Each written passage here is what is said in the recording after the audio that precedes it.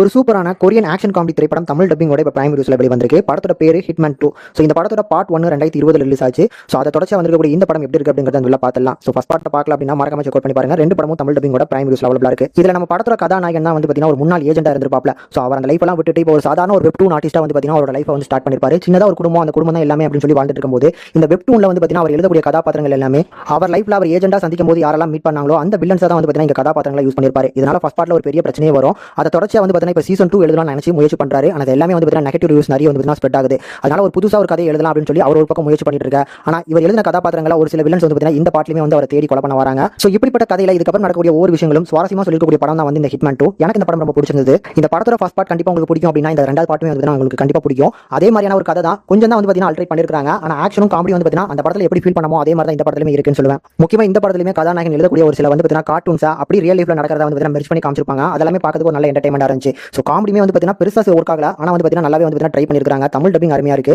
Action கண்டிப்பா வந்து பார்த்தீங்கன்னா இந்த படத்துல ஒரு பெஸ்ட் என்டர்டைன்மெண்ட் அப்படின்னு சொல்லலாம். ஓவராலாவே ஸ்கிரீன் பிளே வைஸ் வந்து பார்த்தீங்கன்னா பெருசா போரிங் ஆகாது. செகண்ட் ஹாஃப் கண்டிப்பா வந்து பார்த்தீங்கன்னா உங்களுக்கு ரொம்ப பிடிக்கும். ஃபர்ஸ்ட் ஹாஃப் வந்து பார்த்தீங்கன்னா கதை வந்து இதுதான் அப்படிங்கிறது தெரியுது. ஸோ பெருசா வந்து கதையில அல்ட்ரேட்டும் பண்ணல. அதனால கண்டிப்பா இந்த படம் உங்களுக்கு பிடிக்கும். கண்டிப்பா ட்ரை பண்ணி பாருங்க. ஃபேமிலி வாட்சபிள் தான்.